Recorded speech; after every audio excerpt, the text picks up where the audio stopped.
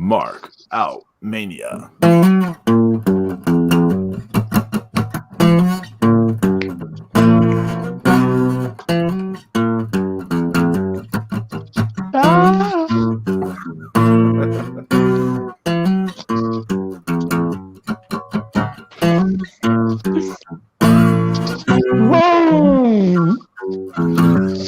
Mark out Mania, baby!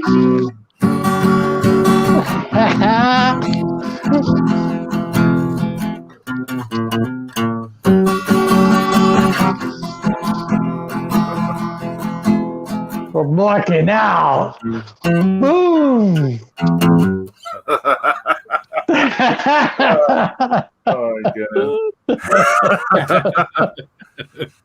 Hey, welcome everyone to the Mark out Mania.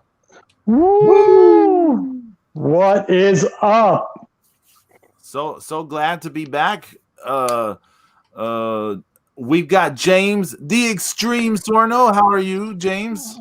I am marking out, baby. Hell yeah, I'm ready to rock and roll today. Feeling so good. Woo! And we also got the God of Thunder. God of Thunder. Zeus King Dark. How's everything with you? It's good, man. It's all good in the hood. Sir. What? And then the show's over. Then the show right. Everybody coming. Yeah, thanks. Thanks everyone for coming. Thank you. So Yeah. So what's on the agenda for today, fellas? Lots of stuff we gotta get into today. We gotta get into some NXT. We gotta get into some New Japan. We gotta get into some bullshit news about some fucking shitty wrestling from Jacksonville. Whole bunch of stuff. I'm just saying. That's right. What do y'all want to start off with? You want to start off with like NXT? You want to start off with New Japan? You want to start off with shitty wrestling from Jacksonville? How about if we start off with the match that everybody was waiting for and it finally happened? How about that? Oh, what's that? Yeah, New Japan Strong. Yeah. Moxley defending the IWGP United States title against Kenta. Yep, on New Japan Strong. How about we start off with that, right? Okay. Because this most happened, right? Just last night, yeah. Just last night. Well, who knows when it actually happened? Yeah. I mean, you know. It aired last night, yeah. Yeah, it aired last night. It was probably filmed 6 months ago for all we know, you know. I watched it this morning, right?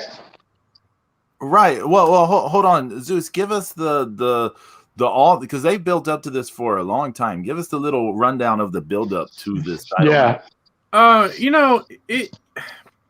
The whole deal was that,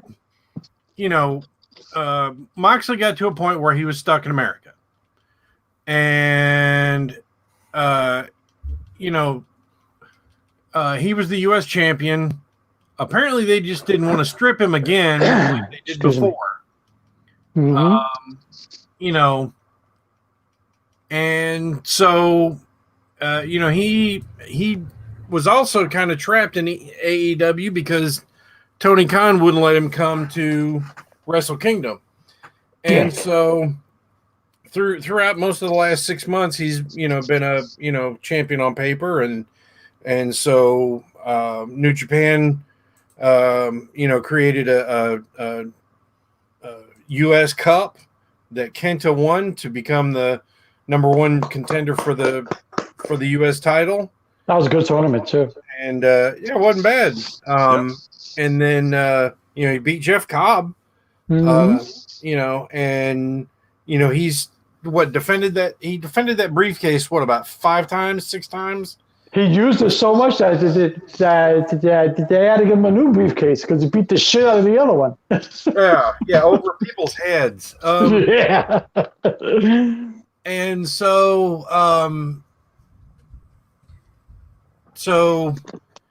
that's what led to this was, he just kept, he kept on, bugging him and saying, hey, I'm supposed to get my shot, and it never happened. So finally, they recorded it at some point at in Orlando in New Japan Strong, and I all three of us watched it now, right? Yeah. Yes. I thought it was a pretty good match. I wish they would have, once again. I think if you're gonna have no crowds, and you're doing stuff in the studio like that, I think the guys need to yell at each other louder. Like when they're putting the oomph into everything. I mean, just go ahead and yell it out, because I mean, you got to make up for the fact that the crowd's not there. Yeah, absolutely. That's the one thing I give the WWE a whole bunch of credit for. I mean, the way they do the Thunderdome, it's a little overdone, but it sounds, you're there's enough of a crowd noise where there's like enough of a presence, But I totally agree with you, Zeus. If you're gonna do no crowd, you got to get more verbal. Actually, at the end, they actually did. Yeah, and I mean, it was a big match. And then some of the camera angles could have been done a little better. Oh yeah, Kenta did that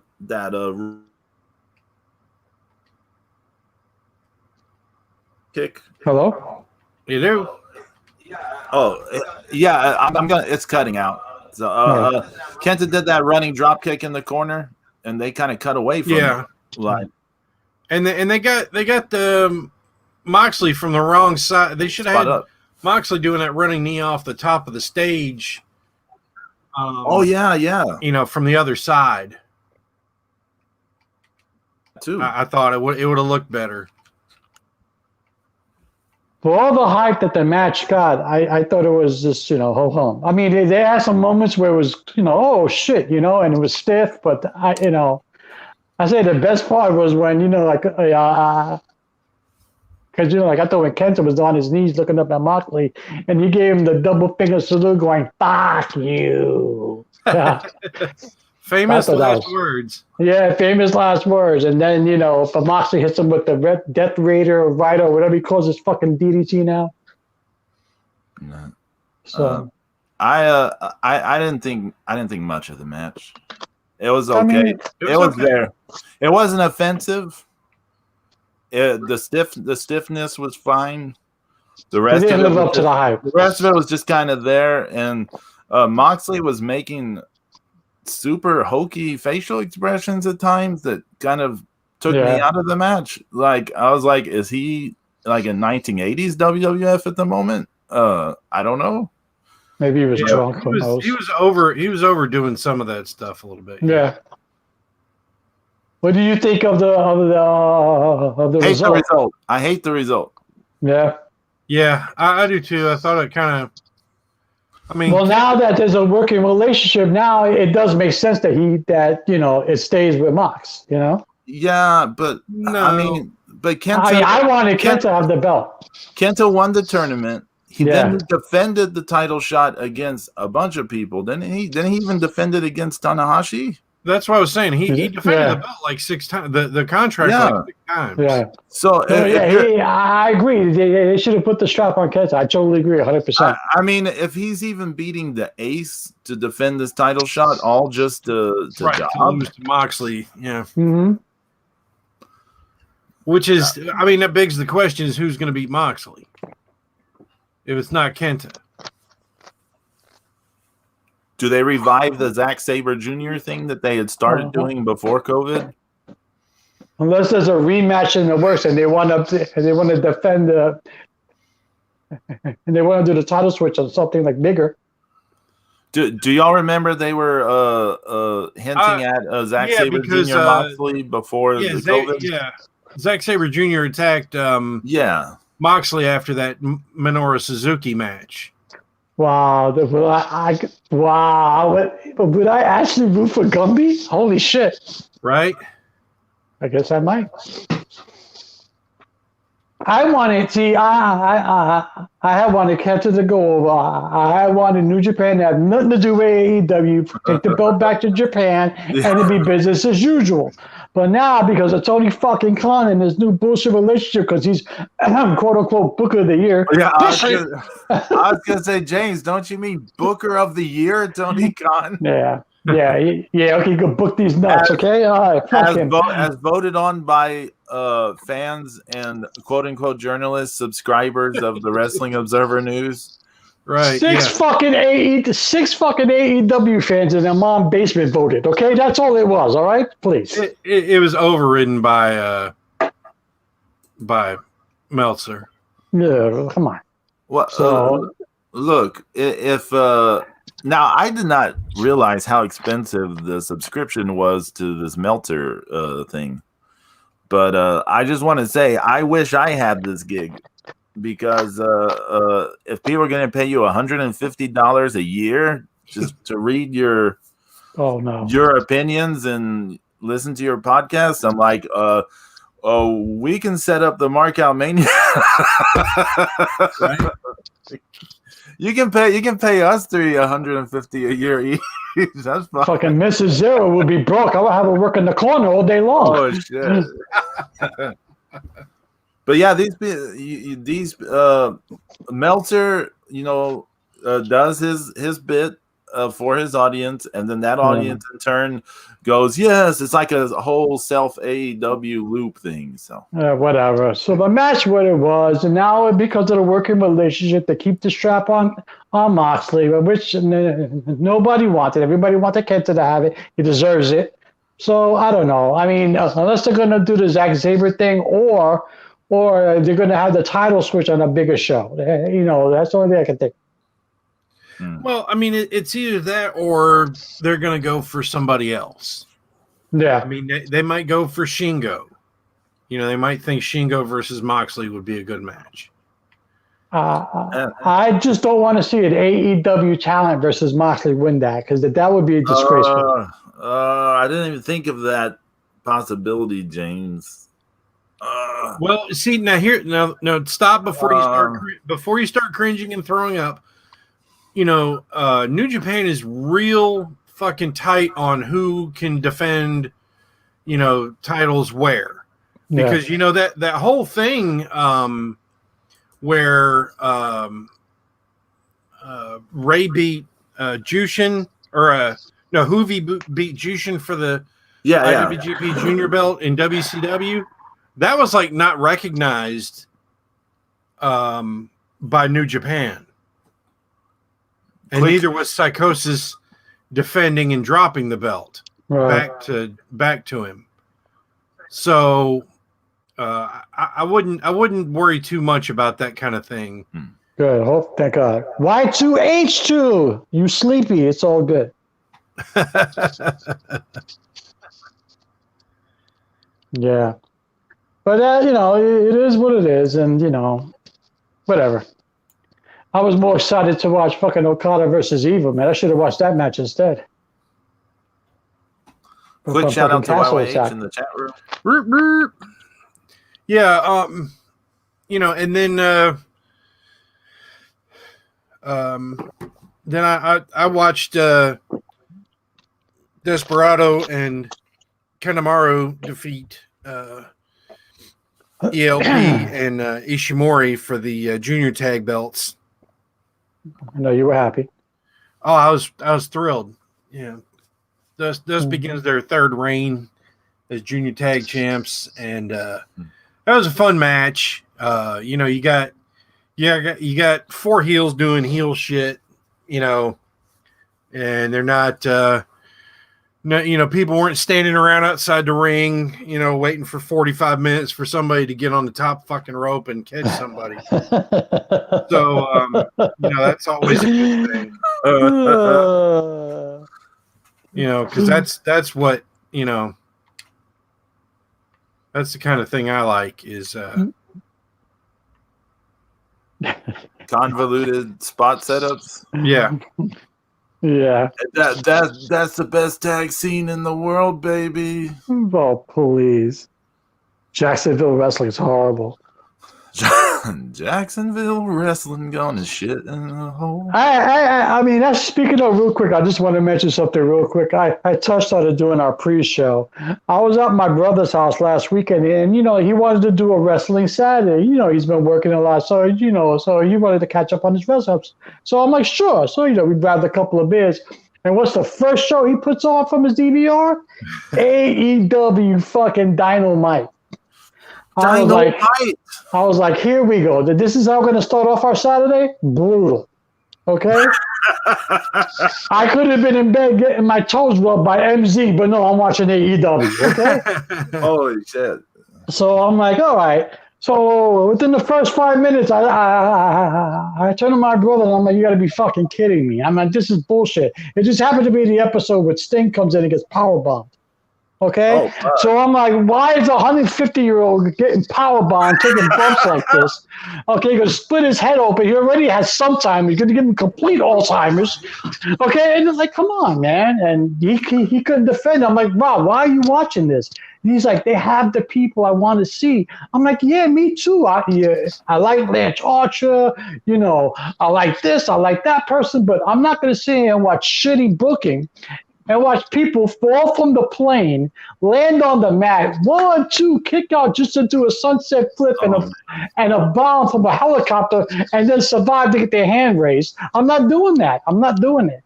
I'm not watching shit booked by the fucking Young Bucks who are overrated and they suck. Okay? I'm just not doing it. So I actually sat there and watched an hour discussion with that. So that was fun. That thing with Sting, we talked about it before, but I mean, he has spinal stenosis. He never got that surgery for it. And he's taking power bombs by fucking Cage of all people. He didn't get that surgery that Edge got. And I mean, before we go like, oh, he didn't do what Edge did. Edge did it, came back and got injured pretty quickly. Yeah. After coming back, I know now he's back again, but it's like, I don't recommend people with spinal stenosis to be, I'd rather watch Impact than watch that shit. Oh, I felt so. It is Impact. Yeah, I know it is Impact. I'm like, dude, what are you doing? So I was trying to make my brother explain to me. He said, what good does it do to have a 60-year-old man take a bump like that? How does it further the story? Tell me. Go ahead, tell me. Explain it to me like I'm a 2-year-old. Go ahead, I'm waiting. He just looked at me and said, "No, bro, you're right." And I'm like, so then why? Why? This makes no sense. I tell you why, James. I'll tell you why. They know that people know about Sting's condition. So they have Sting take a bump like that, and then everyone's like, "Oh, is he okay? Is he okay?" And they're like, "Oh yeah, we're it's real now. It's real to them." But here's a little postscript to this whole Sting deal. Tony Schiavone, like after that episode where Sting took the bump, Tony Schiavone came out on some kind of interview or a podcast, and he said, it was Sting's idea to take the bump. He was fine.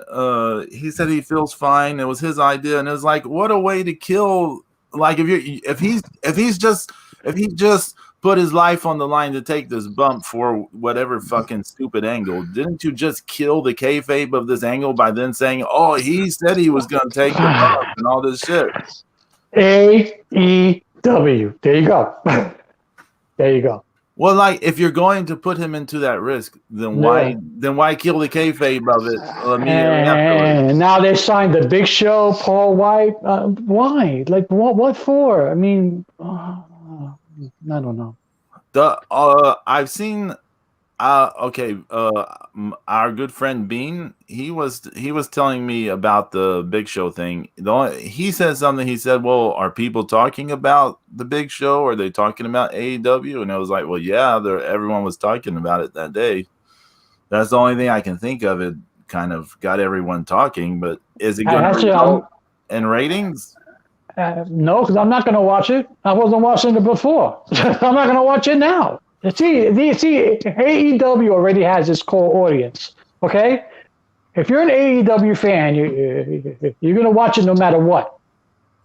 If it's good, bad, who gets signed, who gets left go, it doesn't matter because you're going to watch it if you're an AEW fan. So if you're hoping to bring more eyes to people like me, I'm signing Big Show's not going to do it. Well, The only way I'm gonna consciously turn on AEW and you know what, like I'm actually afraid it's gonna happen soon enough, is when Kazuchika Okada shows up on AEW television and beats the shit out of everybody and not doing the paper clip, the money clip, or whatever other fucking clip. I want him rainmaking everybody and pile driving people. What about when Okada's standing across the ring from Orange Cassidy? Yeah, I want him to piss on him. Fuck Orange Cassidy. And that's the only time where I'm gonna actually force to return my channel to AEW and watch, because I want to see New Japan beat the shit out of thing. But I don't like AEW. I just can't do it. Shit out of thing. Oh my! I mean, that's if you just don't like it, I mean, it's just. That's the thing is I don't watch it, Right. I don't like modern WWE. I like some people in it, but I don't watch it, and that's just the whole thing. And then when you're crossing the streams, that's when you're like, fuck. Crossing the Yeah, streams. exactly. What a reference. Cross the streams. Right. You, Zeus, you said that would be bad. Right. You said don't do it. Well, I changed my mind. Cross the stream, damn it. I mean, some things could be good, possibly, but I mean, I'm sure some good would come out of it, but I don't know, man. I just, why? I know Okada's going to show up, and it's going to upset me to high heaven, but hey. In that Moxley Kenta match, did you see that shitty ass suicide dive Moxley did? It wasn't even. Yeah, it was like a big shove or something more than. Yeah, but it was a bad camera angle too. Tumble. But it was also a bad angle too. And you couldn't tell from that angle. Moxley's like, check on him, and it was like, but you didn't even really touch him. What the? It was a weak match. I watched some clips off of Twitter, like GIF clips of from Dynamite. I showed you all some of them this week. Did you see that thing where like Phoenix completely missed Archer and Archer just like, and like Phoenix just splat and just rolled to his knees like, do. That's another thing. It's like people gotta stop selling them the miss. Yeah. Oh, well, in that vein, I was watching. I was catching up a little bit on Stardom this morning. I was watching. After I watched the Moxley Kenta match, I was watching about an hour of the January 30th show they did. In this one match, Saya Kamatani, she like completely like missed this drop kick, and I think it was Ruaka. Do you know who Ruaka is? She's like the 17-year-old girl. She just recently turned on Stars to join Oedatai or whatever. Oh yeah. She's kind of big sized or whatever, but she's a teen girl. Yeah. So she completely missed this drop kick on Ruaka, and Ruaka just kind of like stopped for a moment and then just kind of like stiffly kicked her head in or whatever. Because you know how it is in Japan. Like when people fuck up, they like the other person's like, well, now I got to chew you up for a bit, and they chew them up for a bit or whatever. I mean, because nobody's. I mean, it's never perfect. I mean, I was watching some. I was watching some World Class this week, and I mean, you just when somebody fucks up, you make them pay for it. And you don't redo the spot. No, you don't have to. I mean, you can kind of go back to it later organically. Right. You build back up to it and everything. Right. But I mean, I mean that should kind of turn out to be a counter anyway. Yeah. I mean, it could. I mean, that's the more logical thing. It's like you fucked up once, you fuck up again, and there you go. Yep. Well, Zeus, I'm going to ask you a question.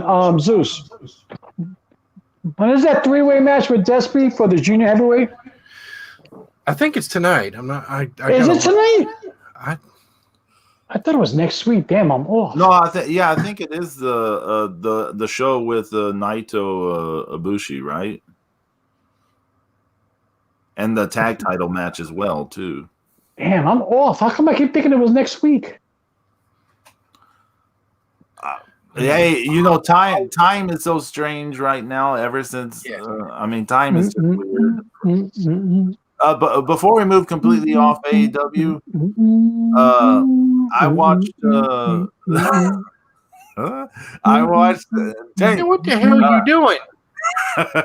I'm sorry. I'm in the undisputed era thing. Oh my God! Shut the fuck up! You're making me want, James. I now want like an elevator music version of the theme song. Muzak? Yeah, Muzak. But I watched. This is gonna kill us. You know that AEW women's tournament bullshit they're doing right now, where half of it's in Japan and half of it's in the United States. Yeah.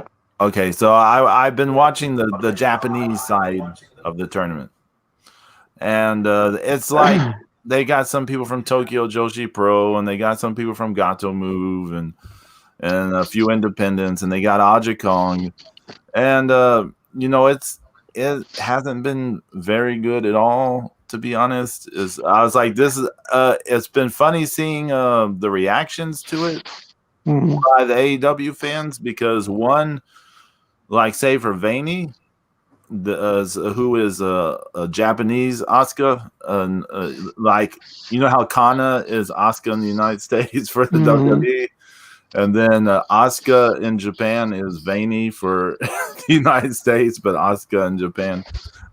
So a lot of the audience was like, before they'd even seen them wrestle, they were like, "Oh, I can't wait to see them. I'm gonna love them." And so then they had a match with Emi Sakura, and it was a real annoying match, in my opinion. Had like I had a lot of issues with this match. Just they did such annoying things in the match, and people were like, "Oh, it was match of the night," and blah blah blah. And I was like, but they did all this dumb bullshit. I'm just curious to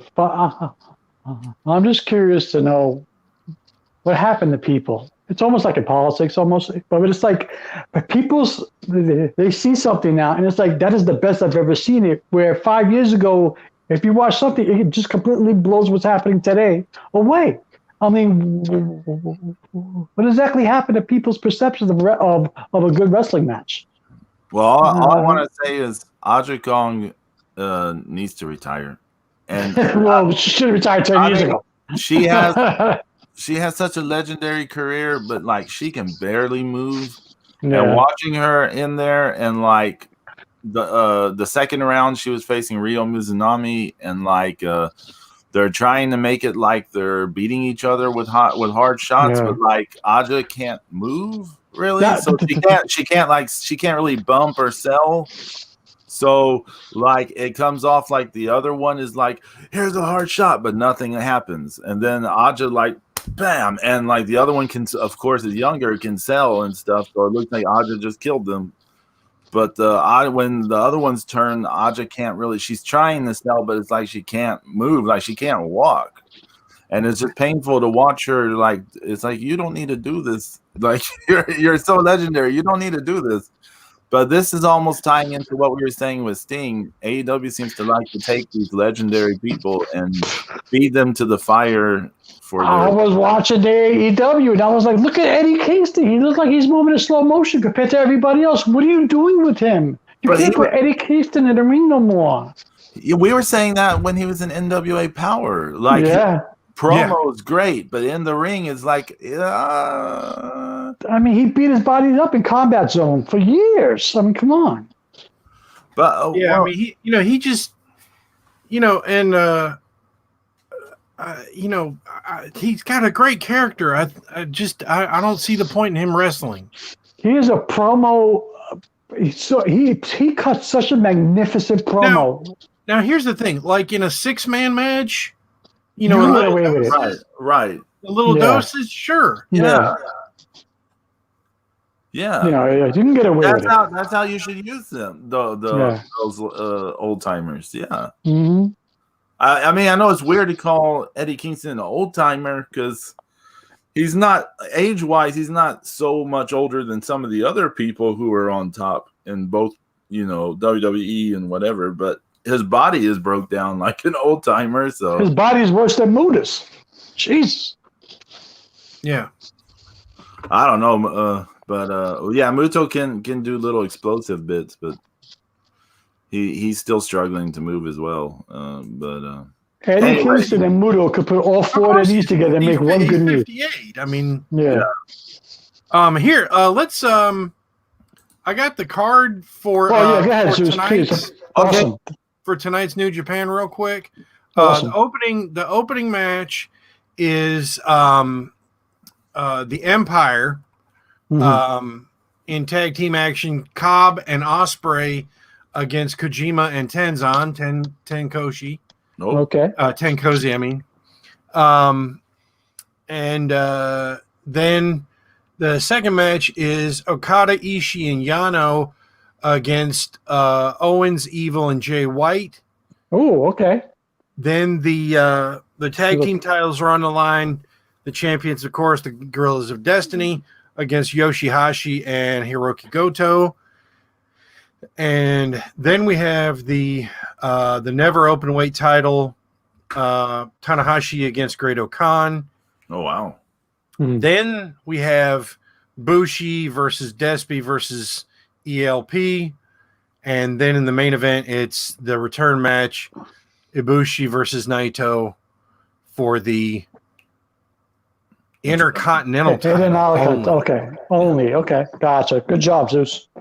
So that's a stacked show. Yeah. It is. And I believe it's on tonight at like midnight.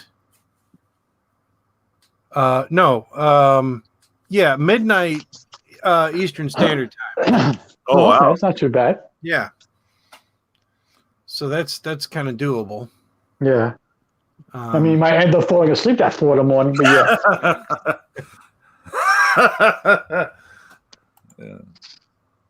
But yeah.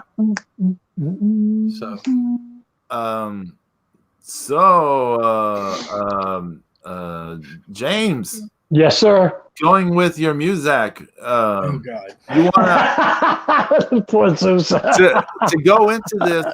We should go back to Takeover because we haven't talked about Takeover yet. Yes, we have it. Yeah.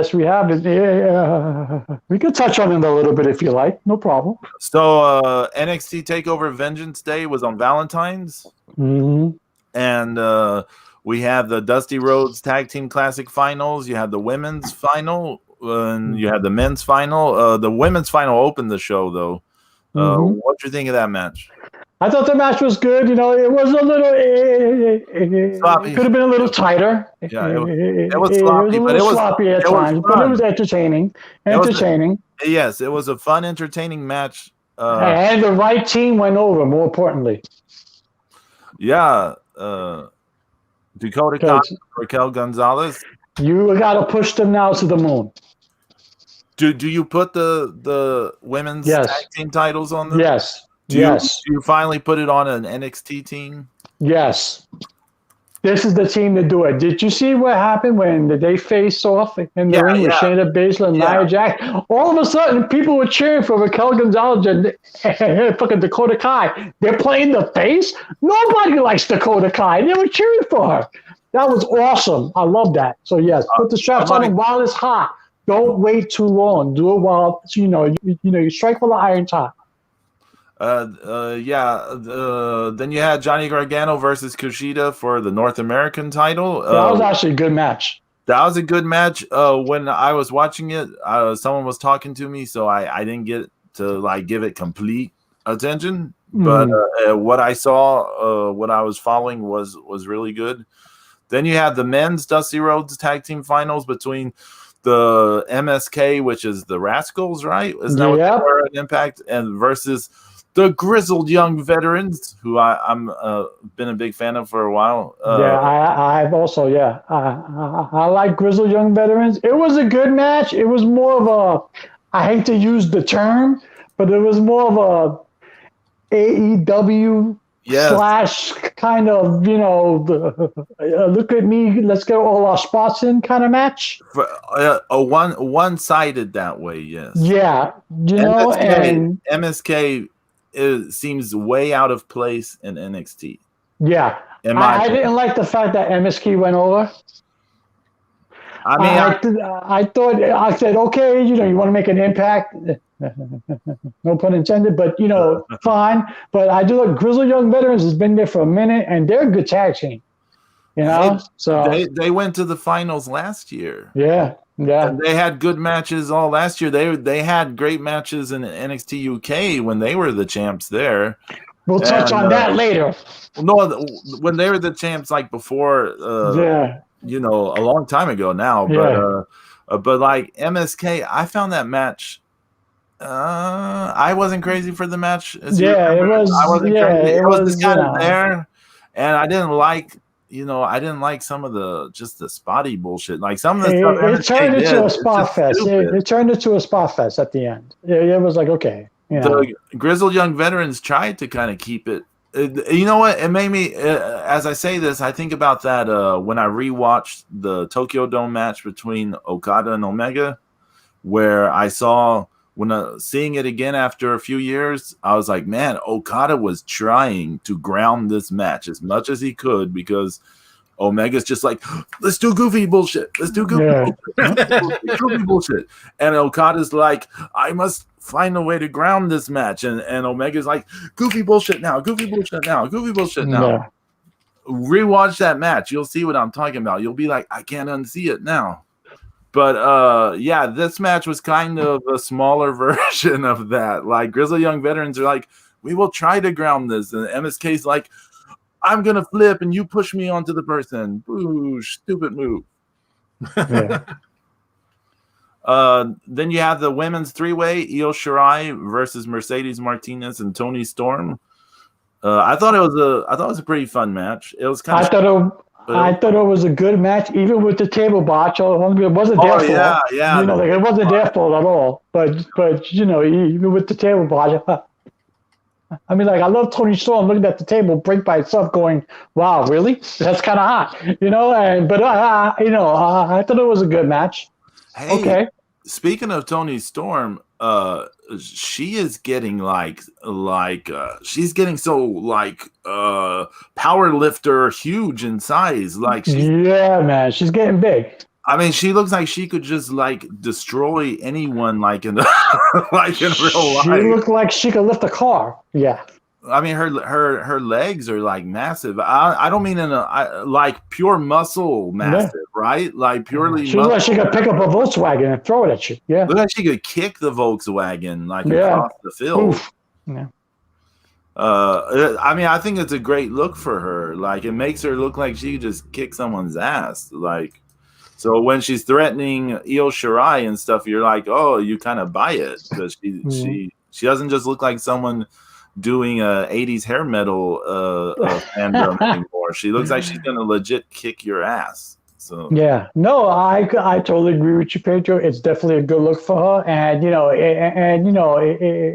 it's showing because it actually shows in the ring, because she's really using a lower half of her body really well. It's good. It's a good look. It's good.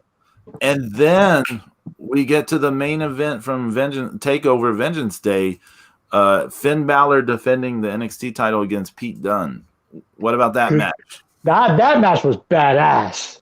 Okay, I don't care what anybody says. I don't care. Oh, they were on the ground the entire time. Yeah, it's a wrestling match, dick. Okay, it's not about flips all the time. Okay, they really got into it. So when it did go aerial, it made the impact of the aerial move that much more substantial. Okay, that's how good. That's how you tell a story in the ring. Okay, they matched up very good together. It was a good match. It was very well paced. Well paced. It was a great match, in my opinion. I loved it. And they did tell a good story. Pete Dunne destroyed Finn Balor's hands, and Finn Balor destroyed Pete Dunne's leg. And they both kicked the shit out of him. Kept kicking the shit out of him. I was like, Jesus, that's going to leave a mark.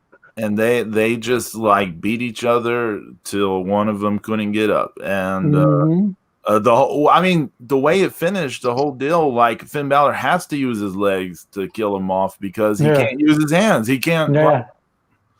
It was a good finish. I have no problem with the finish. I had no problem with the finish. It was an excellent match. Excellent. And to be noted, not a single time did they leave the ring. Nope. Not a single dive out of the ring. Nope. Everything from bell to bell was inside the ring. Like, yep. They didn't.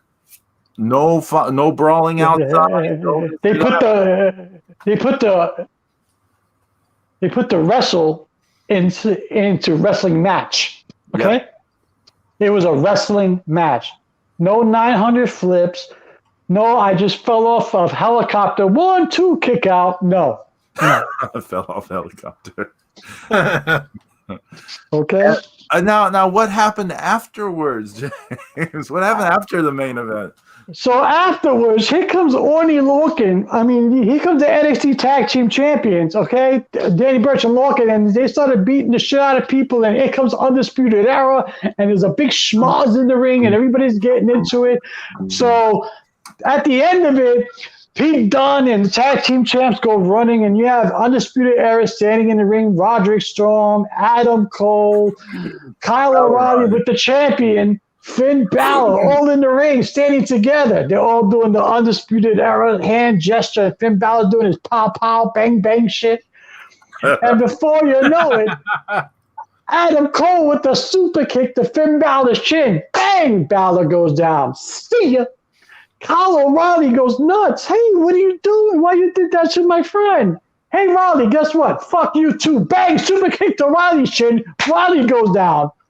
Roderick Strong is standing there, look like a little kid lost in the zoo. What's going on? What's going on? I just lost my parents. His mouth dropped. Nobody knew what was happening. Adam Cole went nuts. He's super kicking everybody. He's just standing there, and I'm like, the fans are booing, and I jump out of my chair. I'm like, yes, Adam Cole, baby. He just taking charge. He said, fuck everybody. That's it. Loved it. That's how the show ended, which was hot. Yeah. I was so amped up after that. I knew something was going on because you and then my friend Brian Bell were both like telling me, you got to watch it. You got to watch. You got to watch. You got to watch. So I knew something happened, but I didn't know what was going to happen. So I remember the main event was so good. So I'm just glowing from how great the main event was because y'all know how I get when I watch a match I really like. I get all hyper and stuff. So I'm just kind of glowing, and then that angle goes down, and like, yeah, he super kicks Finn Balor, and then when he super kicks Kyle O'Reilly, you're like, what? Yeah.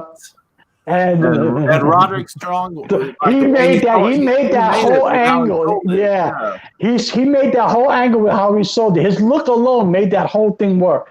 His mouth dropped, his arms dropped. He didn't know what to do with himself. That was awesome. So that's how the pay-per-view ended until we got to Wednesday. And Wednesday, what happened, Pedro? So Wednesday, Kyle O'Reilly comes out. He's like, Adam, I need you to come out here. You got to explain this to me.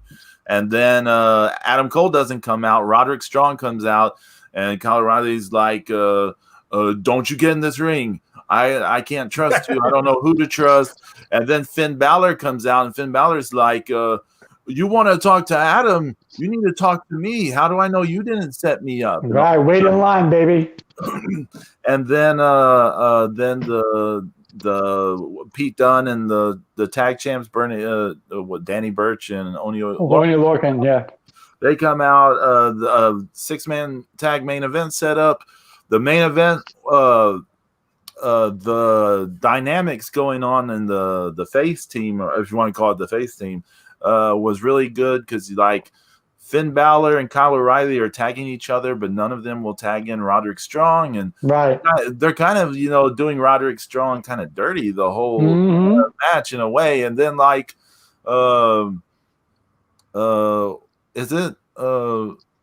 is it before the finish or what? When I think it's right before the finish. Finn Balor like Pele kicks Roderick Strong. Yeah. And then Adam Cole comes out, and he attacks, right? And He then attacks, and then Adam Cole and Kyle O'Reilly go at it, and then Adam Cole yeah, brutal fucking he suplexes him on the steel steps, and I mean he looked like he really like fucked himself up on that. I don't know if that was a work or what, because you saw his face cringe a little, like ouch. You know? And then there's all the stuff that people were saying that Kyle O'Reilly had a seizure or something, or they were saying something that he did the stretcher job, but it might have just been a work, right? It was a work. The stretcher job was the work, right? Okay. But they were saying that there was legit something wrong with him. But but the whole stretcher job, that was all part of the angle anyway. Okay, so then Pete Dunne finishes off Finn Balor. The bad guys win, and then Adam Cole reappears like a ninja and super kicks Finn Balor and grabs the belt. Mm-hmm. And so then that brings us to this week. After all week long now, people online, people saying, "Oh, what a piece of shit Adam Cole is," and even Pat McAdoo kept telling, "I told you what kind of person he is. I kept telling you, you know." And I'm like, okay, all right. And then that leads to this week, which was absolutely awesome. Adam Cole came out to tell his side of the story, and he's all like, "Oh, I made a mistake." Right? I feel bad. I watched this and I'm disgusted with myself. There's a bad taste in my mouth. I want to throw up. I don't know what I was thinking. And out comes Roderick Strong. And, Roderick Strong's like, yo, you owe us an explanation. I want to punch you in your face right now. Kyle O'Reilly's going to come back. And when he does, he's going to punch you in the face. And I'm going to let it. But, you're my brother and I love you. And all of a sudden, Adam Cole with the tears. Oh, yeah. Well, is that, but doesn't Finn Balor comes out before we get to some of that, though? Right, go ahead. Yeah, Finn Balor comes out. Roderick Strong tries to intercept him. He just shoves Roderick Strong out of the way. Finn and Adam Cole are going at it. Then Roderick Strong comes back in. Him and Finn dive out of the ring. And then Adam Cole super kicks Finn Balor, and then back in the ring, Roderick Strong clotheslines Adam Cole. Yeah, and then take it from right. Exactly, Picker. Thank you, because I'm just too excited. He clotheslined Adam Cole, and Adam Cole's on his knees with his face in his hands, and Roderick Strong's like asking, "Why are you making me do this?" And he's going, "You don't understand. I'm sorry. I fucked up. You're my brother." And Roderick Strong, he drops to his knees and he holds Adam Cole by the face like a tender mother-son, brother moment, going, "I love you. You're my brother. I love you." And Adam Cole looks up with his big baby blue eyes and like, "You're my brother. I love you." And all of a sudden I'm like, "Oh, look at this. It's a love fest." And what happens, Pedro? He gives Adam Cole his hand to help him up, and then Adam Cole nut shots him right in the balls. And then Adam Cole, "You're so stupid, Roddy." You're so stupid. He grabbed the Undisputed Era, the dog tags off his neck, ripped it off his neck, and then super kicks him in the face for good measure. He ripped off the dog tags. Then he said, "You're dead to me, Roddy." Yep. Super kicked him in the face. "You're dead to me, Roddy." Boom. The crowd goes booing. Full-blown heel turn. Adam Cole, baby. This is what I'm talking about. I want him to run roughshod now. You want to talking about injecting up into a storyline, into a dead storyline? Because UE, I was all for the UE face turn, and it was working. Even with the thing with Finn Balor, it was working. But I was like, okay, it's working. It needs a little more juice, but it's working. But this twist, it just amped it up to about a 10. Yes. I think this is the best angle going on anywhere right now. And Adam Cole, the way he's selling it, the way Roderick Strong was selling it was amazing. Yeah, Roderick Strong I feel bad. He's like the punching bag for everyone. But his like reaction. He's the redheaded stepchild of the family. Adam Cole, baby. I've been humming the theme song all week. I'm in the supermarket going doo doo doo doo doo doo. Do do do do do do. People looking at me like crazy, and I'm walking around going baby, like I'm on crack or something. There you go, Pedro. Mark out Mania, baby. Yeah. Zeus, you gotta watch this, man. This shit, how they did it was like an old school. It was like an old school Four Horsemen angle. It was like that. It had that kind of flavor to it, you know. I like that we just spoiled the entire thing, and then we're like, "You gotta watch this." I know, right? Oh, you're totally gonna get it like we did, seeing it unspoiled. Yeah. Like, holy shit, you're right, James. Like, shut up. You know, probably telling me to shut the hell up. But I'm telling you, it had that old school Four Horsemen feel to it, like that old school, like I'm gonna turn on you. It was done well. It was a storyline that was done well. You know, it wasn't rushed. It was done right, and had the right people doing it. Well, and so far, it's been escalating with every like from every week, right? To the NXT after it into this NXT, like each week, like escalates it a little bit more. Now, amazing. Let's. I don't want to throw cold water on us, but I'm gonna suplex you, Pedro. Don't do it. But with recent WWE history and stuff, can they drop the ball with this angle? We know, of course, they can drop the ball. Hopefully, they won't. Hopefully, they won't. But I have faith that they're going to keep it going strong. I have faith that there might be some outside players playing into this. I have faith that they're going to really build it up and make it the center angle of the NXT program and have little storylines off of the main storyline. If you're going to do it like that, then I'm with it. Do it right. Can they drop the ball? Yes, they have dropped the ball in the past. I like what they did with Karrion Kross and fucking Santos Escobar. Oh, yeah. That was hot. That was very hot. I was expecting Taya to pop out. I was like, yeah, so because I saw Scarlett, she was standing behind Pablo Escobar in that match. I was like, okay, does Taya come out and be like, stand behind Pablo Escobar? That could be kind of hot. Santos Escobar. No, Pablo, baby, Pablo. Okay. All right. So I'm looking for like all these angles to branch off. So the Phantasma cross match was good. That was good. It was good, man. It was a little stiff too. Yeah. I think Pablo pissed off fucking Karrion Kross a little bit. He slammed his head into that truck more than once. Yeah, I thought, it said once in the script, not twice. Because I didn't think he was expecting the second time he said to go into the truck. Because he looked shocked. Like, oh. But it was good, man.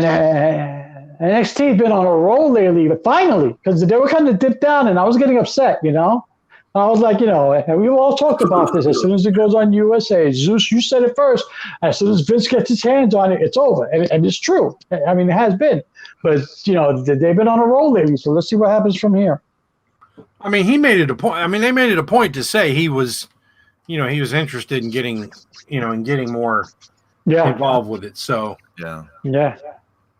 And you can definitely see his handiwork. All you have to do is look at Johnny Gargano's whole shit at the way. Well, but okay, now I have to say I did laugh a lot at some of the stuff from this week's episode involving Johnny Gargano. The thing with the whole thing with Timothy Thatcher.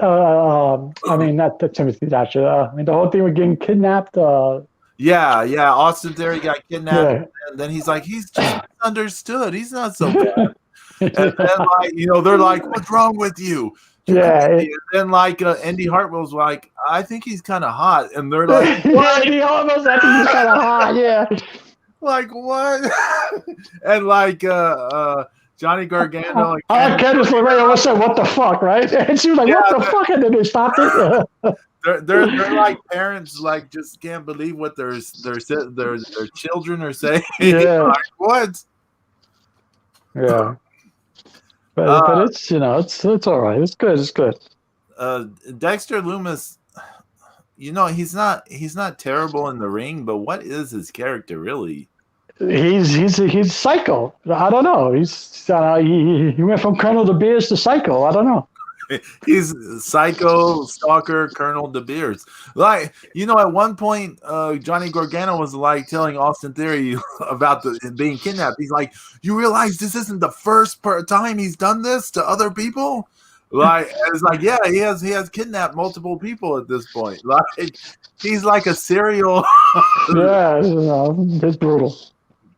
He's got pathological issues going on. I give props to Austin Theory doing all this stuff though, because he's doing it. And he's very good in the ring, and like they haven't used him in the ring in a long time. Yeah. Like he's been doing this stuff, so it's not. I give props to him to doing it, and like he's doing it well. But that's the Vince McMahon influence right there. Hmm. That and the slowing down of some of the matches, over choreographed, overproduced. Getting your shit in. Yeah. Bye bye YY 19 nights, bunny rabbit. Get sleep. What was I gonna say? Io Shirai versus Zoe Stark this week. Zoe Stark was she kind of botched quite a few things in the first half of that match. What was that? Was that an arm drag or was that a here? Please, how about we take my hand and go skipping down the block? I mean, what the fuck was that? I don't know. And then she I hate this. Yeah, you both know how I hate this. They redid the spot. I hate that. You fucked it up. Just keep moving. But no, she gave her hand again. I'm like, oh, here we go. Yeah. I thought it was ugly. I thought it was too competitive for someone who's just in their third NXT match. Like, I'm still trying to figure out if that was supposed to be an arm drag. It was whatever it was. Yeah, like I was saying earlier about that Stardom match, it was one of those things that made me go like, in Japan, Io Shirai probably would have like beat this girl's ass for yeah, exactly before they got back on track. For all multiple times, I was like, oh. It's like if I'm trying to arm drag Zeus and I don't grab Zeus's arm right. Okay, I don't grab Zeus's arm right. He's not going to jump over and flip automatically. No, he's going to turn around and clothesline me for fucking up the move. I'm not going to arm drag Zeus. I don't want to hurt. Okay, so no, he's going to clothesline the shit out of me. He's going to give me a Stan Hansen Larry. Say, stop fucking up, get it right. Okay, I deserve that. But instead, she went to grab the arm again. I'm like, oh, what are you doing? And Shirai's face looked like she wanted to slap her, No, like, okay. Hey, Pedro, so what's the story behind, Io did a little promo for that Stardom show. Say what now? Did you see where Io did a little promo for that Stardom show coming up? I did not see that. I didn't see that. I'm sure it happened. I'm just saying I haven't seen it. Yeah. I mean, I just saw it this morning. I didn't get to watch it, but there's a story. They Io Shirai's doing promos for Stardom? Well, yeah, I mean she was in there such a long time. Yeah, a long time, yeah, but she's doing it as the NXT champ, she's doing promos. That's hot. Well, Kairi Hojo was supposed to, she wanted to take part in the big Budokan show coming up on Wednesday, and WWE said no, that she could not. And they even tried to put it like, well, what if first they wanted her for a major match. It was rumored it was going to be maybe the title match, but WWE said no. And they said, well, what if it's just, they're having this battle royal with a bunch of legends from the history of Joshi Puroresu and also from the history of the promotion. And the WWE said no on that too. Because, I mean, basically for the WWE, it's not going to benefit them. It's just going to benefit Stardom in a way. So, right. I don't. A lot of the U.S. Joshi fans are angry at the WWE about it, but I understand. Like, if you're gonna have Kyrie do something like while she's still officially with the WWE, like it's gotta kind of benefit them, Oh yeah, I mean, I don't begrudge them that, Yeah. I know she's still getting paid from WWE, right? Yeah, she's an ambassador, whatever. An ambassador, yeah, okay. Whatever that means, she gets to make money and. I think she gets to make appearances on behalf of WWE. Yeah. I know this is totally off base, but I just remembered it now. Zeus, I wanted to talk to you about something. Oh yeah. Yeah. You know how we all like Dark Side of the Ring, right? Yeah. You know they're doing a 2-part episode on the whole thing from Korea, on the WWC, on the WCW New Japan show from Korea that time. Remember that show? Okay. Do you remember the WCW New Japan Super Show in Korea? Yeah, the Collision in Korea. There you go. Dark Side of the Ring is doing a 2-episode special on that. Oh wow, that's great. That's going to be hot. I'm dying to hear the behind the scenes shit because Inoki and Flair and all that stuff. Right. I mean, there was being in communist North. Korea and I mean, of course we mentioned how Bischoff said he tried to go jogging and almost ended up in prison. Yeah. So I'm dying to find out all the stuff doing like all the happenings from that show. I'm sorry I gobbled it up before. I'm on pain medications. It's okay. Hey, that's a little bit of something garbles. So. Yeah, I'm sorry. I'm just taking pain meds. We are all over the United States at this point. So I mean, yeah, I'm on. I think I'm on Percocet today. So please, okay. But I mean, the whole thing where you had that show, where Inoki is literally trying to bring peace to the world through pro wrestling, right? And how do you not appreciate a guy like that? So I think it's supposed to be a 2-episode thing, or it's a 1-episode 2-hour special. I think so. When's it coming back? Do they have an official date yet? They haven't. I believe so. I haven't heard the day yet, but I think it's already been released, the dates. But I do know that half of them, or like 3/4, are already in the can. Oh wow! Yeah, Chris Jericho doing narration, and there's a rumor that Nicolas Cage is going to do a narration on one of them too. Oh my God! I don't know why, but yeah, that's the rumor. So we'll see. Stephanie and I tried watching that History of Swear Words with Nicolas Cage on Netflix. Yeah, that was not very good, was it? And no, like the introductions with him are kind of funny, but then they get into the talking heads and people just like just saying stuff, and you're just like, this is boring. So I didn't mean to interrupt the flow of the conversation, but I just remembered it, and plus I'm on medication, so excuse me today, guys.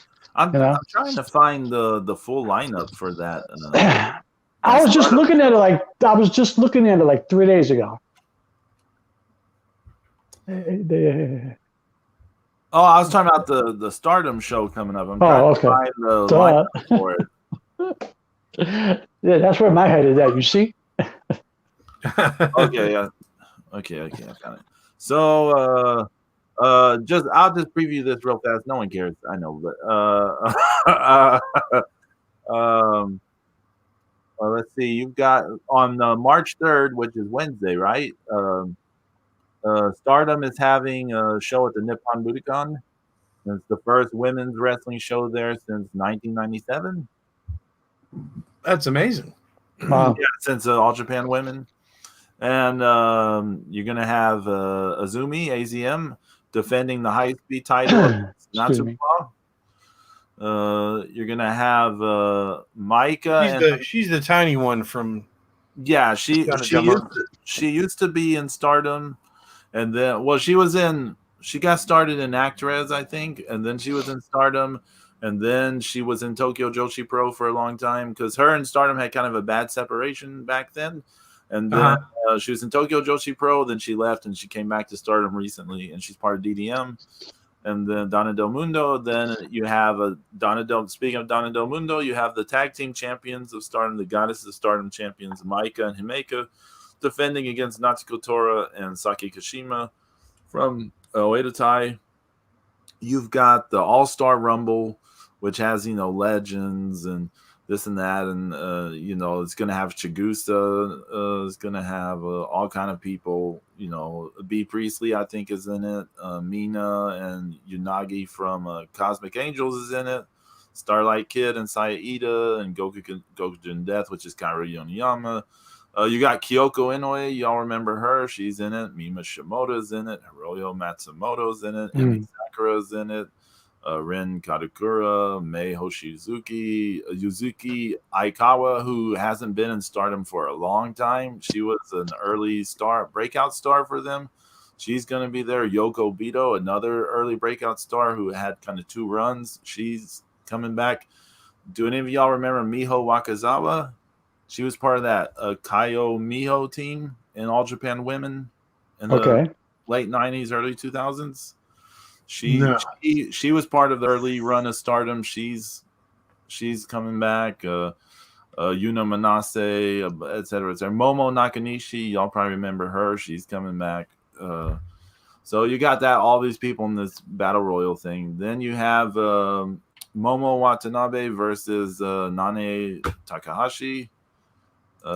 Which Nane hasn't been in Stardom since the ugly incident. Yoshiko and Akti Asakawa.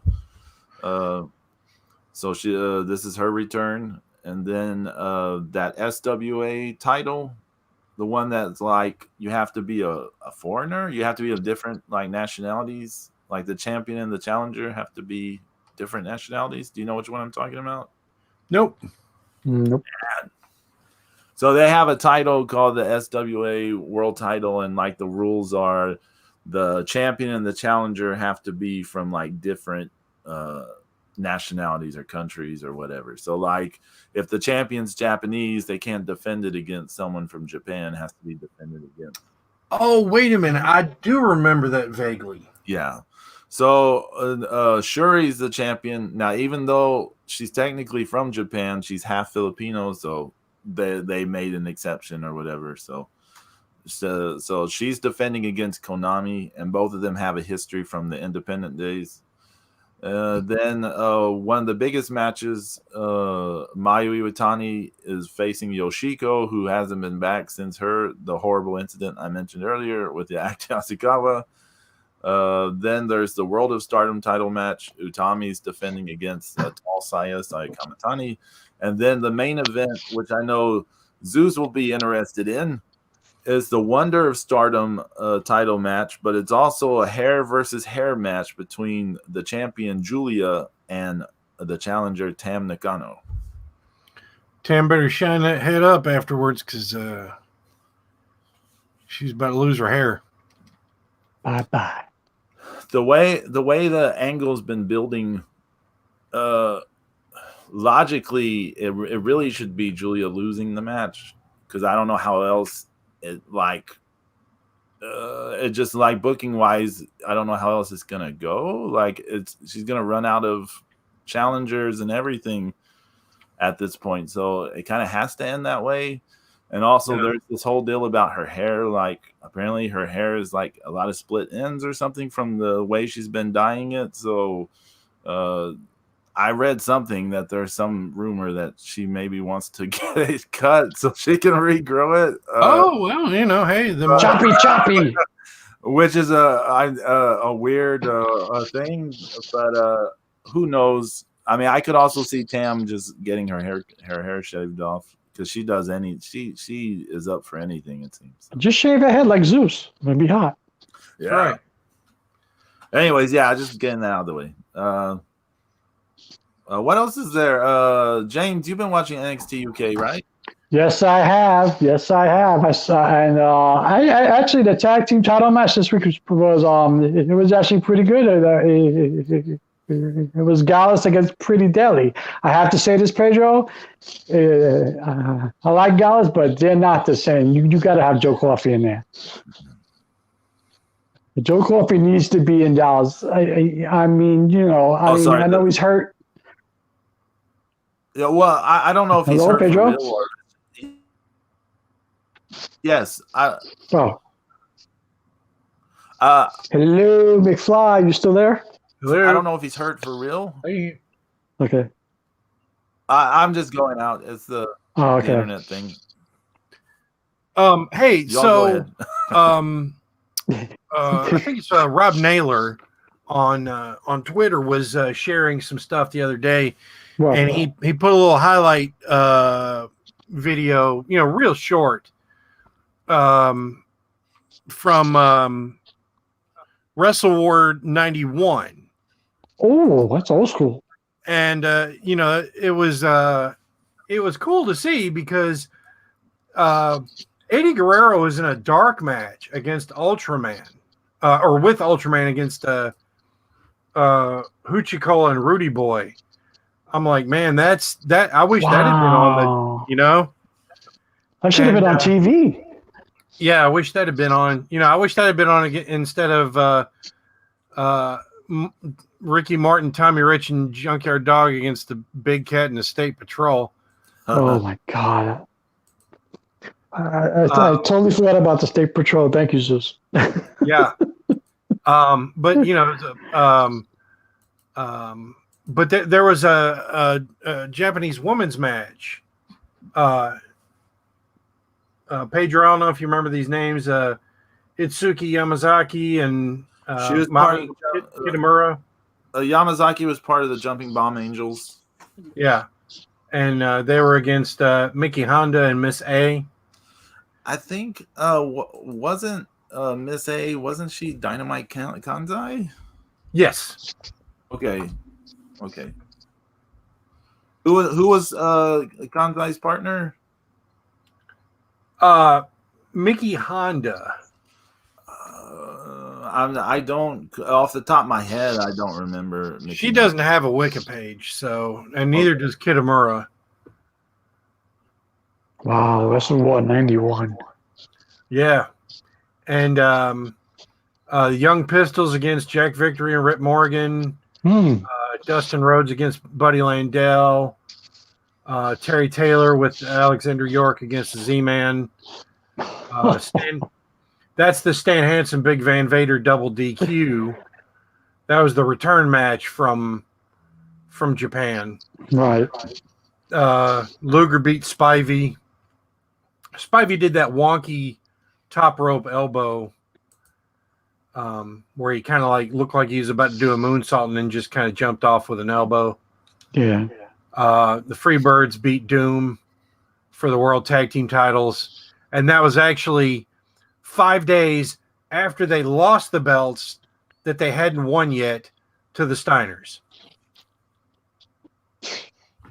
Wow. Yeah. How do you have a title run of -5 days? Wow. Right? Wow. And then then it was the Four Horsemen and Larry Zbyszko beat Sting, Pillman, and the Steiner brothers in a War Games match. That I remember. Yeah.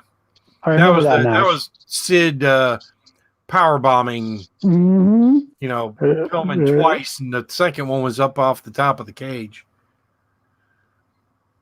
It was nasty. James, what were you saying about the Pretty Deadly match? Oh, I'm sorry. I was never a big fan of Pretty Deadly, but they've definitely grown on me. I like Gallus, but again, it's not the same because Joe Joe Coffey has to Coffey, that was be. it. Yeah, the thing about Yeah, Joe Coffey, I don't know if he's legit injured or if it was just a work from his match, selling the match against Rampage Brown. yeah, because Rampage, but I think Gallus needs Joe Coffey because he's the spark to that team, and they put the belts on Pretty Deadly, And I got to say, I finally got a good look at the UK Tag Team Championship belts. Those are pretty looking belts, man. Those are nice looking belts. So hey,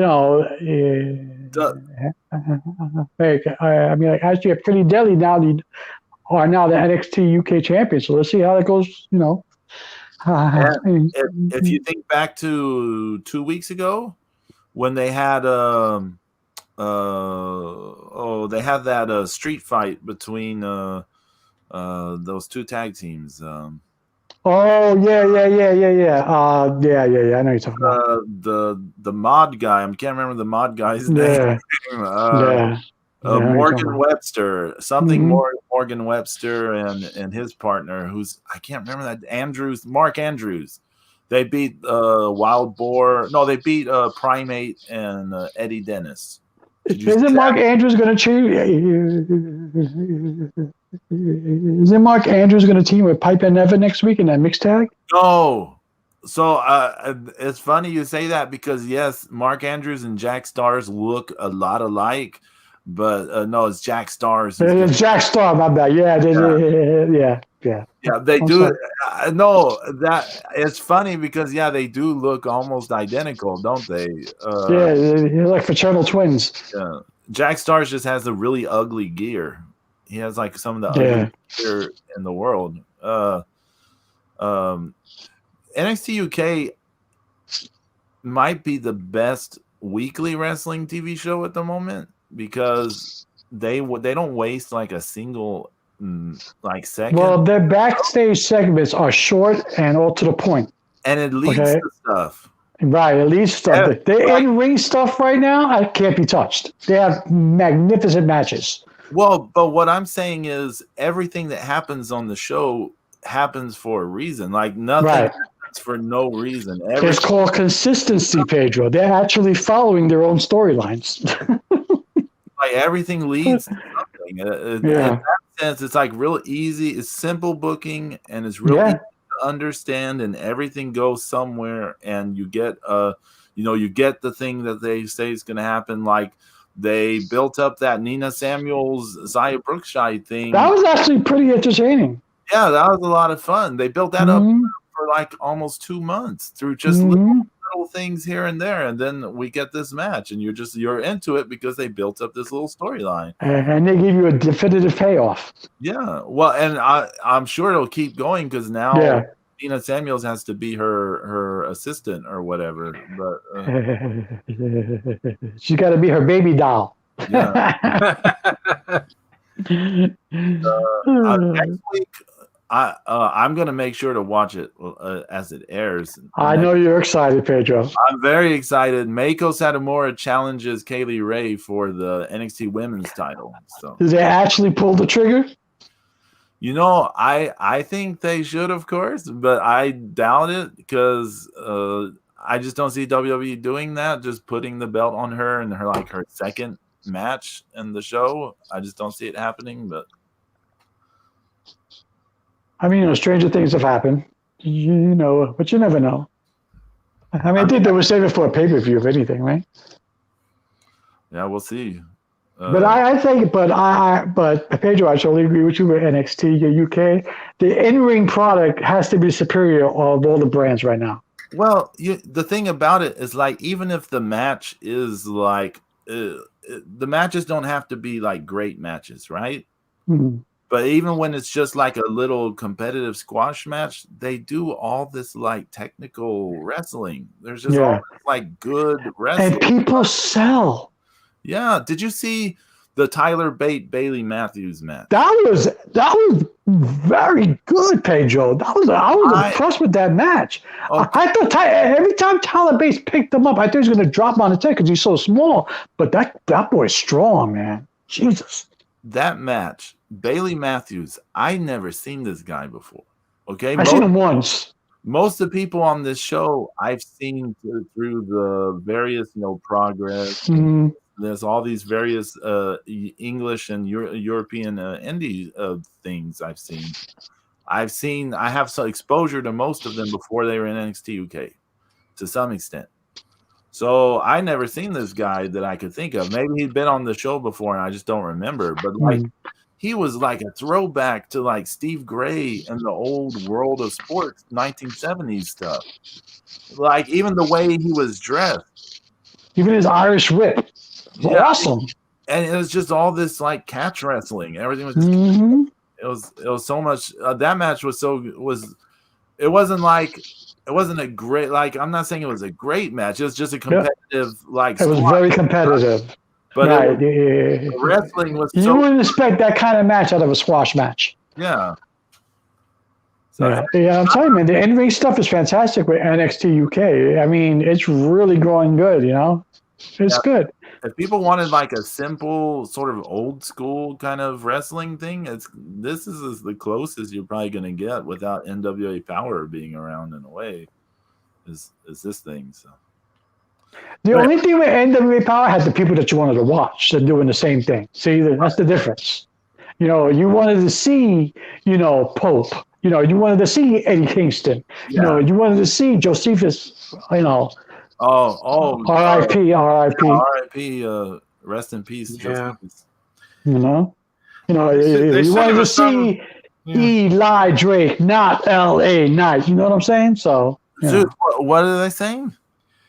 They said it was a health condition he had, underlying health condition. So maybe heart trouble or something. It was his heart, yeah. Maybe. I mean, they haven't said exactly, but I'm speculating. I mean, they're saying it's just, it wasn't a suicide or it wasn't drugs. Well, that's good. So. That's good. I mean, come on, man. He had the best gimmick in the past 8-10 months. It was the question mark. That was awesome. That's the best gimmick in the. That's the best gimmick right now. The best. Wait a minute, James. I gotta find something. That's the best gimmick. Oh God! Are you gonna pull up the damn? What? I gotta find it before I can pull it up. I gotta see what won best gimmick. Oh yeah, yeah. I'm just trying to show respect for the question. Yeah, I know. I'm just trying to shit on this awards. R.I.P. Yeah, I know. Oh yeah. Oh my God. Yeah, the AEW shit. Yeah. Best gimmick is Orange Cassidy. Oh my God. I got into the same argument that I got into with you guys. Who the fuck is Darby Allin? I got into the same argument with my brother. I was like, who's Darby Allin? Why should we care about Darby Allin? Who is Darby Allin? Nobody gives a shit about Darby Allin. What was it on? Who anointed him the second coming? Was it on the air that I was one time saying, like, isn't he supposed to be like a nihilist, and Zeus or you were did some refute about it being not a nihilism? Do y'all remember that? I vaguely remember that. But the best gimmick thing, look, number 1 was Orange Cassidy and this bullshit awards thing. Brody Lee was number 2. Number 3 is Roman Reigns. Number 4 is Adam Page. Number 5, Darby Allin. 6, Kenny Omega. 7, MJF. 8, The Fiend. 9, Eddie Kingston. How does Tokyo Pimp not make top 10? Well, what I was going to say, a lot of these aren't really gimmicks, are they? I don't even know what they mean is by a gimmick, Right, yeah, exactly, anymore, I mean, they shouldn't even use that word, I mean, and The Fiend is both the 8th best gimmick and also the number 1 worst gimmick. Where is Tokyo Pimp? That's my question. That's a fucking gimmick. Him and his hoe. Come on. Look, for 2020, okay, Blues Juice was fantastic. Yes, it was. Okay? Yes, it was. Yes, it was. Yes, it was. Yep. I mean, he was out fucking standing. I mean, yeah. Now that's a guy who all of us remember watching live back in 2-3 years ago, going, you know what? It's a little something there, but that gimmick in those pants got to go. And he's grown, and he's evolved into what he is now. Fantastic. Fucking Juice Robinson owns it now. It's a fucking man. Choppy. I'm all on board, man. If he didn't win promo of the year, then come on. That is the promo of the year. Yeah, we know he didn't, but yeah. You want to know the interview? So the best interviews. Number 1 was Eddie Kingston. Number 2 was John Moxley. Number 3 was fucking MJF. Actually, I can't argue one. Number 4 was Cody Rhodes. Number 5, Chris Jericho. Number 6, Taz. Number 7, Roman Reigns. Number 8, Jay White. Number 9, Pat McAfee. And number 10, Randy Orton.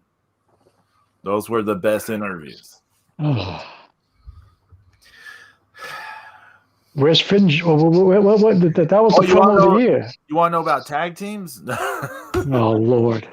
Oh, I'm sure it was Omega and Page. Oh, number 1. Oh, my God. Number 1 was the Young Bucks. Oh my God! Really? Come on, stop! Pedro, stop! Number 2 was Omega and Page.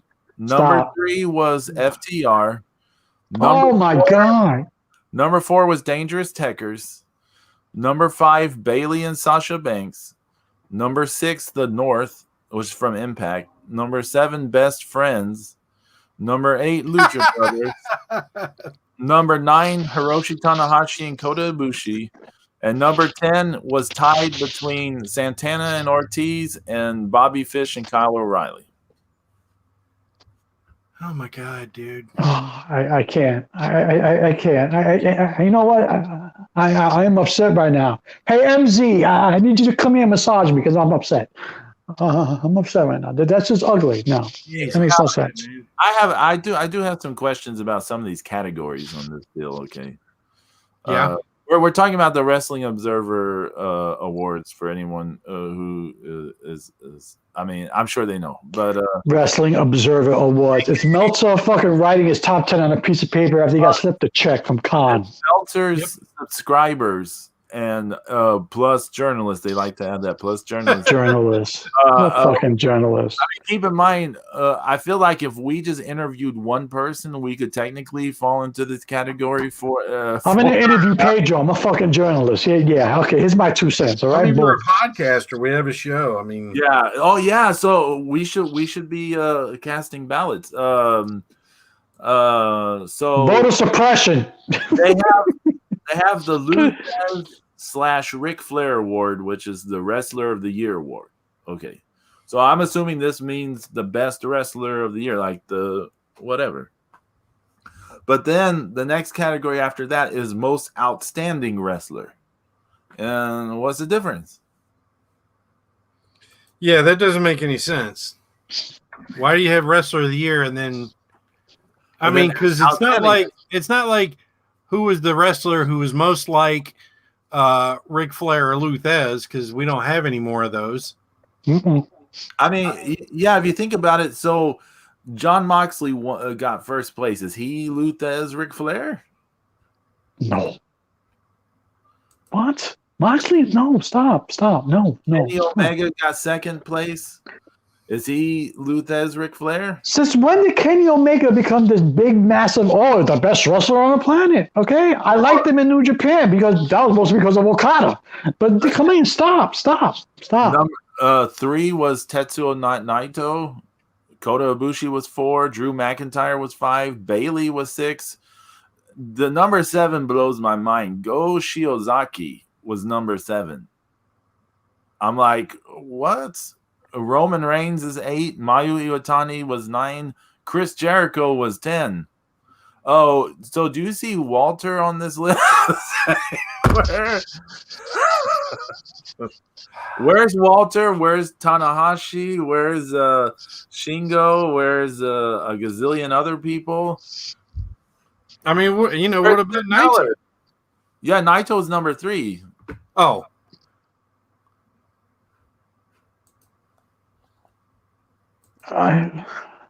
It's crazy, and then you go through all that, and then most outstanding was Kenny Omega. So John Moxley is the wrestler of the year, but Kenny Omega is the most outstanding wrestler. Okay, Pedro. You said that people will pay Meltzer $150 to read his stuff, right? Yes. Okay, I want to pay Meltzer whoever the fuck he wants, so he could come on the Markout Mania podcast and we can discuss this shit with him. How about that? I do not want to talk to that dude. He's just gonna be, an idiot. Yeah, he's just gonna be like, you guys don't know, you're wrong. You're just wrong. Right. You're wrong. I mean, he's got just pipe in like I'm not saying he's Tom Cruise, but just imagine Tom Cruise being like, hey, you're wrong, you're wrong. So it's gonna be. Yeah, they're gonna tell us that we don't understand psychology. Yeah. Right. Okay. All right. Yeah. Okay. Because this list is unbelievable. Well, hey, look at some of this other shit. Promotion of the year, AEW. Go figure. Yeah, I'm like, what? You're kidding. Best weekly TV show, AEW Dynamite. What? I can't believe it. Match of the year, Omega and Page versus the Young Bucks. What? Stop. That's it. Stop.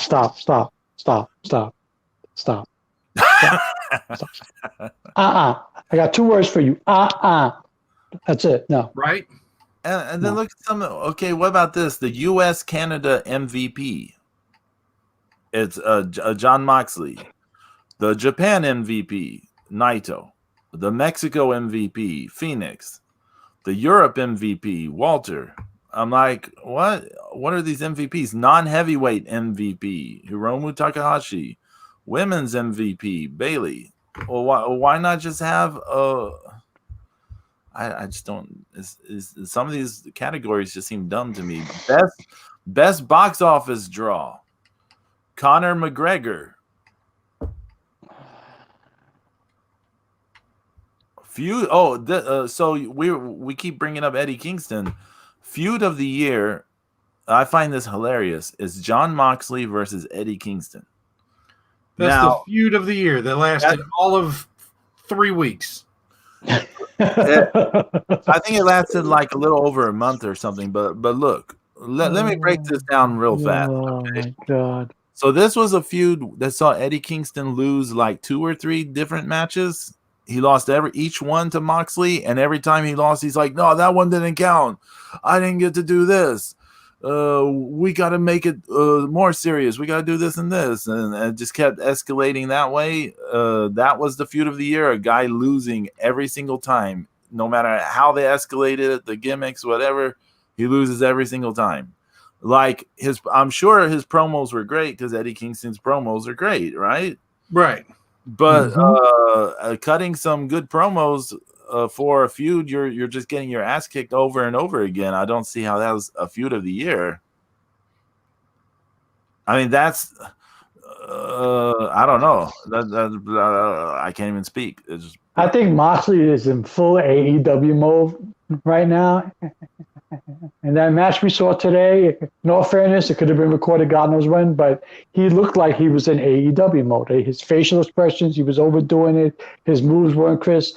And I think for some reason, this is what who Meltzer and his cronies think this is what fans want. This is what people want to see, this type of stuff.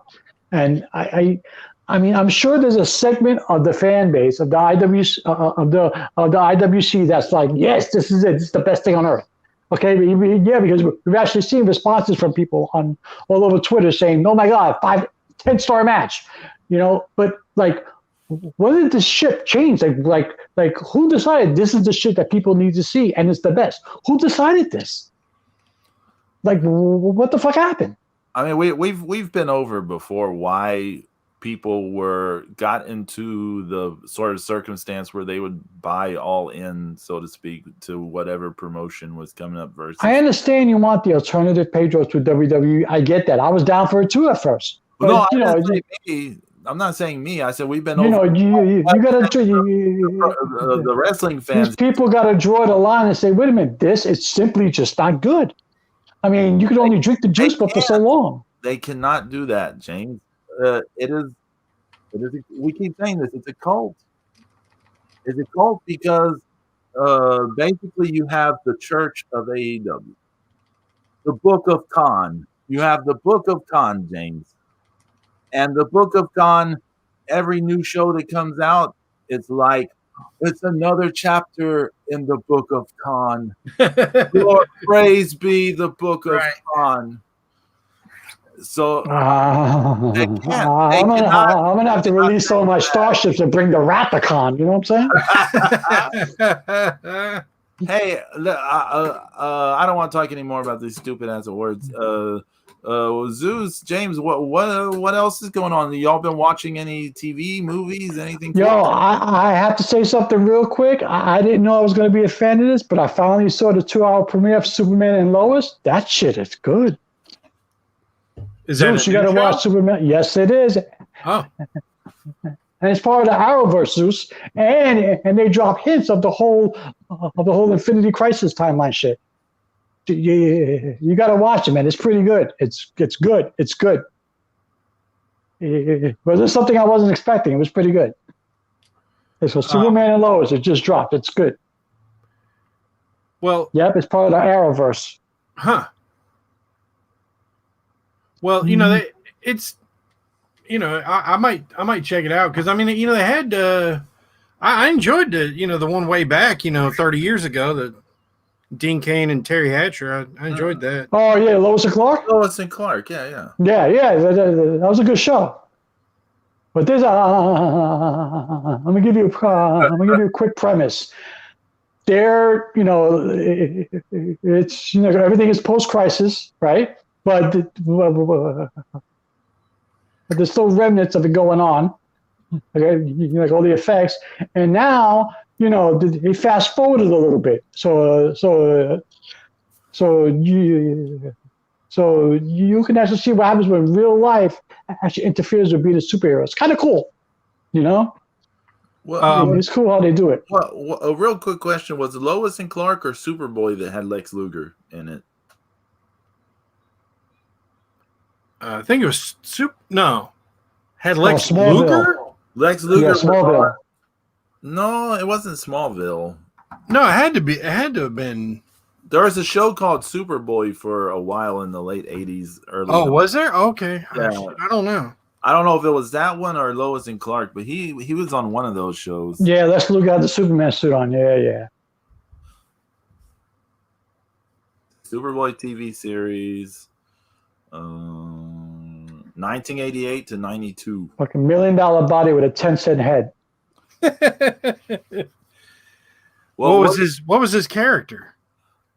I just remember he had the Superman suit on, like James said. I don't.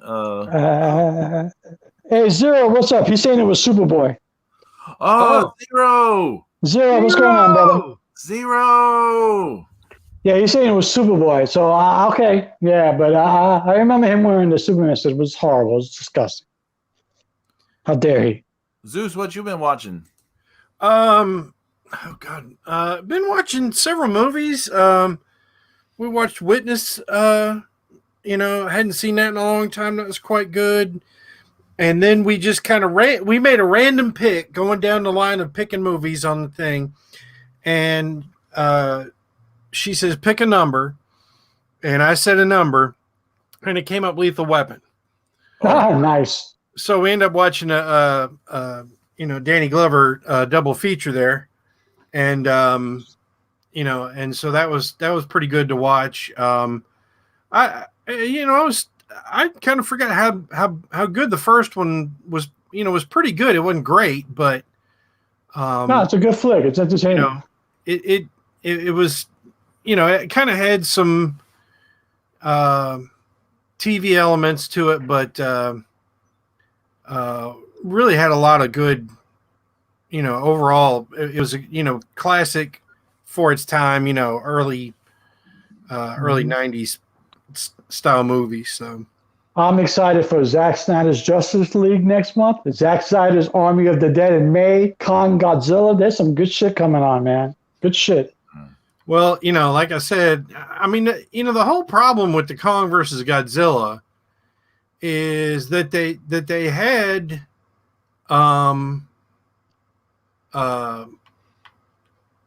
they had they had Congo nuclear in the last one. I mean, Godzilla. Right.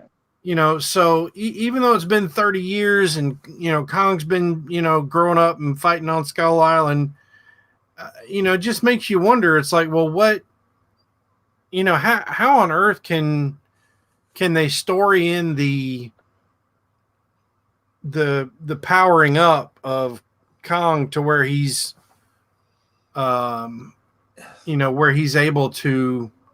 He's able to fight Godzilla. Yeah, I mean, he's able that size. I mean, I'm hoping to explain it. Well, I mean, the size thing isn't. I mean, that's more doable. It's just how is he going to get, enough power to hang toe to toe with Godzilla to where it's going to seem, where it's going to seem, plausible in the story. But they gave him a 300-foot needle shot of fucking steroids in his ass, and Kong worked out. And I mean, I guess they're going to say that Skull Island had an unusual amount of radiation, where magical properties and shit like that. Yeah. I will say that sounds somewhat plausible. I'll say this real fast. There will be a future episode of the Crap Talk show between me and Bean where he dissects the hell out of that whole scenario, the whole trailer and scenario. Actually, speaking of Bean, he made me go down the rabbit hole yesterday. Oh, really? What would you look at? He mentioned Green Lantern versus Aliens, and then I had to go through my whole Alien versus collection, and then I found out I was missing some stuff, so I went on Amazon and I went nuts. I bought the Green Lantern versus Aliens. I bought Superman and Batman versus Alien and Predator. I bought the whole collection edition. I bought some other alien crap too, so I blame Bean. Here's my question.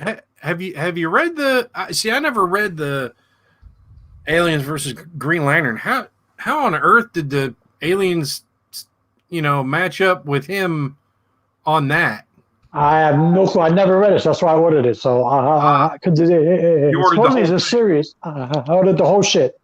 So, trade paperback or individual? Yes, sir. No, trade paperback. Trade paperback. I was like, I'm not gonna get the one issue here. This one, no. I get the whole shit one shot, read it through. Yeah. So. I found it on Amazon, good price. I said, why not? But you know what? Thank you, Bean, for making me spend money. Right? Yeah, Zero, the addressing was basically a baby in Skull Island. Yeah, but I'm talking about the strength. Yeah, he was a baby in Skull Island. Now he's a full adult. I just want the movie to be good. I want Zack Snyder's Justice League to be good. I want Zack Snyder's Army of Dead. It looks fucking outrageous. I can't wait to watch it on Netflix. I've been watching the Netflix documentary called Serial Killer, which is amazing, awesome. I've been tempted to watch that. Zeus, watch it. It's good. It's good. Which one is that? Which one is that? It's called Serial Killer. It's about the serial killer in the 90s, in the late 80s, early 90s, out in LA. It's really good. The Ramirez, right? Yep. Yeah. Richard Ramirez. Okay, yeah, Stephanie and I watched it. We watched the whole thing. Yeah, it was good, wasn't it? I found it good. And I would say all the episodes until the last one were all right. Yeah. That was a tough cookie, man. You don't like serial killers. You don't like Godzilla King of Monsters. You don't like anything but Joshi Pro. Stephanie and I do like those true crime things a lot. We get into that stuff, but I think because I remember so much of it when I was younger, like Yeah. what was going on, like from TV and things like that, and through the Yeah. years, like I know so much, and then there are all these things that they kind of leave out, and so that stuff kind of irritates me. But and then the last, we see this a lot with the true crime things. They always seem to mess up the last episode. Oh yeah, because the build up and then they hit and miss it. Yeah, I get it. So I don't know, but yeah. Hey, Zero. I'm sorry, Pedro. Zero. I mean, you got to be excited because I'm watching WandaVision and it looks like they're hinting at Mephisto. And if they're hinting at Mephisto, X-Men can't be too far behind being introduced to the MCU. So hopefully. I thought Deadpool was coming first from the mutant verse into. Yeah, he's gonna be introduced in the movies. Yeah, but I think the X-Men name's gonna start being dropped on TV first before they make their way in the series. Because they're doing the whole thing now with the Scarlet Witch and actually how our kids are manifestations. And in the comic book, according to the comic, if they stay on par, those kids are pieces of Mephisto's soul, So and then the X-Men had to get involved and blah blah blah blah blah. So let's see what happens. Yeah. Hopefully it's true to form. But I'm digging WandaVision. I can't wait for the Winter Soldier and Falcon. So everything's looking good. Yeah, I was going to ask you about the WandaVision because I know I haven't seen any of it, but it's good. It's my good. My brother's been watching it, and he seems way into it. So yeah, I know some people really like it. Yeah, it's good. It's good. All right. Well, I'm sure we'll have some good stuff to talk about next week. Yeah, we'll find something to talk about next week. IWGP Junior Champion.